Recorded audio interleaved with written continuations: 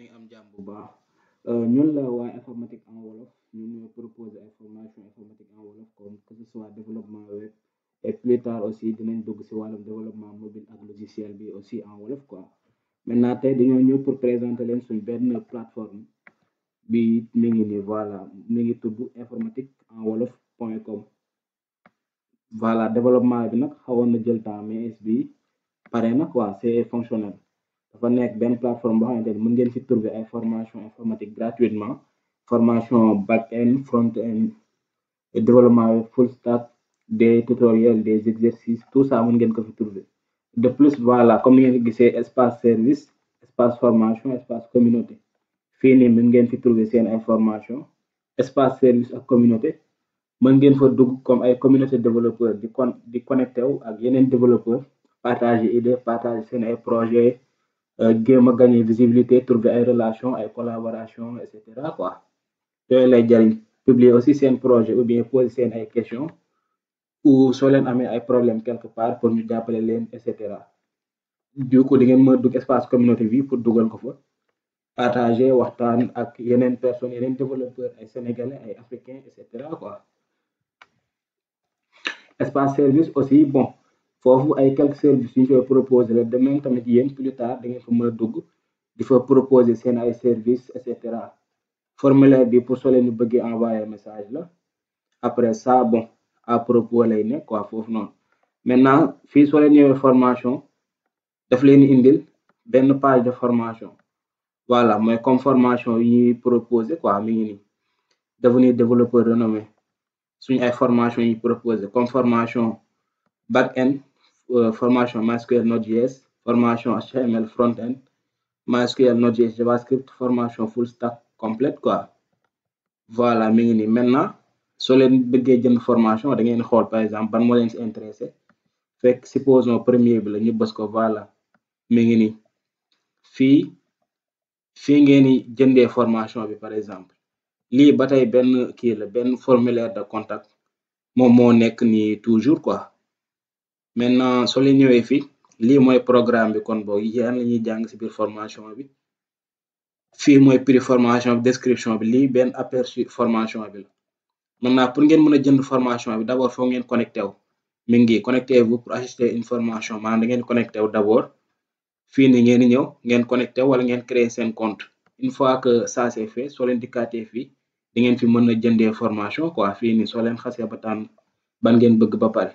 de même aussi mën ngeen trouver ay formation gratuite mais de ce fait foog ngeen connecté wu ba pare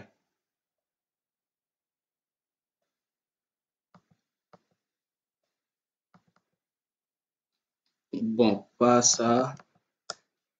d'abord mën nañ créer benn compte fii une fois que ñu créer par exemple suñ compte ba pare da ngeen di ñëw soo leen duggaatee une fois que ngeen créer seen compte ba pare voilà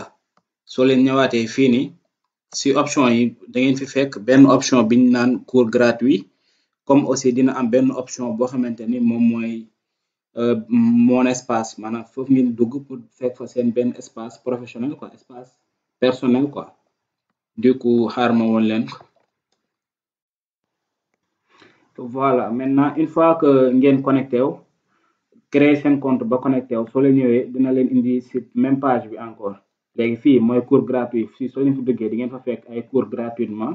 mooy ay formation ay tutoriel ay exercice gratuit mon espace bi soo leen fi duggee pour seen ay information personnelle la seen ay adresse mail seen numéro yooyu ñoo fi nekk quoi soo leen wàccee ba si suuf fii am na fi ñu naan envoyer un message pour soo leen bëggee contacter soumettre un exercice bu fekkee par exemple yow da ngaa jënd formation ba pare ñu jox leen exercice mën ngeen kaa soumettre fii nii lii pour soo leen bëggee modifier seen ay information la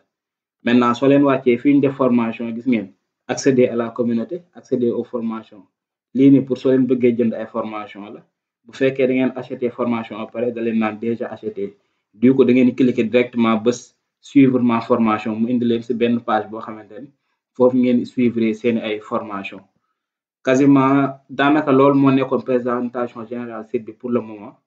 après par la suite am na espace communauté bi service bi voilà foo xam da ngeen fa mën a trouver ay relation collaboration publier seen ay projet comme mi ngi nii daje ak yeneen développeur poser seen ay questions partager seen ay idées seen ay exercices genre yooyu quoi de même aussi seen ay services wala soo leen bëggee jaay seen ay formation aussi tamit da ngeen ko fi mën a defee quoi dans quelque temps aussi loolu danañ leen ko permettre voilà je pense que loolu moo nekkoon présentation générale bi du coup comme intéressé ku si bëgg a dugg mën nga bës si kii bi soit mën ngeen bës si bouton bi suuf si lien bi pour accéder si wala ngeen tàpp informatique en wolof.com informatique bi day am S wala soit